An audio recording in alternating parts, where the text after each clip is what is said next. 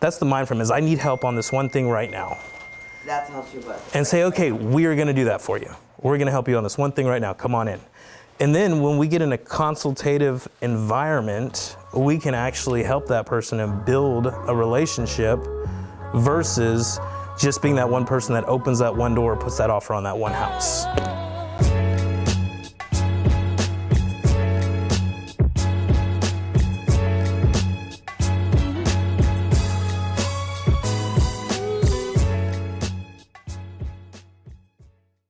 When you told her that property was sold, your value in her eyes kind of went down tremendously, okay? So rather than tell her it was sold even though you know it was sold, I would have brought her into the office and said, definitely we'll help you make an offer on this property. Come on in, what's a great time for you to come by? Are you available this afternoon?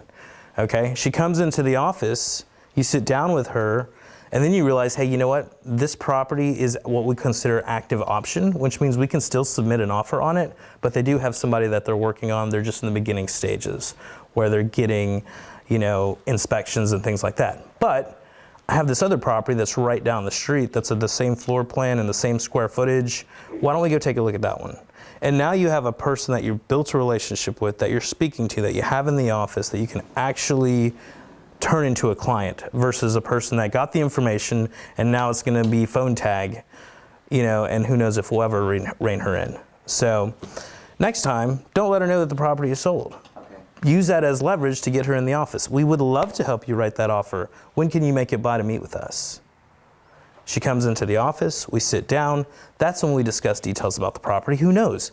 That property may not even be right for her. It may not fit her financial needs. She may have a VA loan and need closing costs, and there's multiple offers on that property and they're not paying closing costs. So even though it is under contract, it may not be right for her.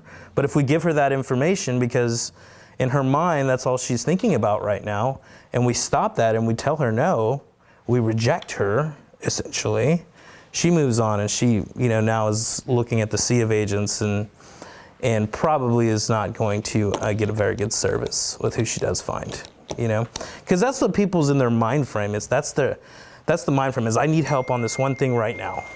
That's how she was. And say, okay, we are gonna do that for you. We're gonna help you on this one thing right now, come on in. And then when we get in a consultative environment, we can actually help that person and build a relationship versus just being that one person that opens that one door, puts that offer on that one house. Now, if it were available and we did get that, then that would be great. That would be a low-hanging fruit, an order-taking opportunity, a person that is just like right there, ready to go, But even so, you've always got to use whatever little bits of information that you have as leverage. It's like when the person calls in, right? Yeah, I'm standing in front of a property, I'm calling in on the sign, and I want to know the price.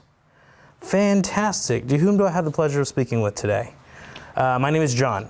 Okay, John, well, I'm going to pull that information up for you, but my computer's running a little bit slow. Now, your computer's not running slow. You probably had the property up right there, right? But you're going to use that as leverage to say, let me gather your name, your phone number, your email address before I give you any information. And I'm even going to go further because my computer's running really slow today.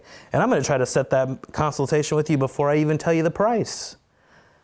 And that's really cool. When you can actually set a consultation with a person before you give them any information, then you've won that negotiation. It's a negotiation. Everything in life is a negotiation. So the more that you give information out, the more that you lose that negotiation. You have to use that information as leverage. And so I'm glad you brought that up because that's a great point. The next time you get a call like that, you set that appointment and we'll worry about the active option or the other contracts when we have them here in the office and we can establish a client-agent relationship. Okay. Make sense? Yeah. It's you don't get what you deserve in life, you get what you negotiate for. That's the truth. That is the hands down 100% truth. So, but yeah, that's the tendency is to just give people what they want quickly, I want the price of the house. Okay, it's $200,000, thanks, bye. You didn't even get their name, But that's what the average agent does. That's what the common person does. That's why we're all here in a development program, because we learn how to be better than average. And the excellent agent, the great agent, doesn't give them the price of the home, gets their name, phone number, email address so they can follow up with them appropriately, then may pepper in smaller information to really get that person into the office and set up a consultation with that person.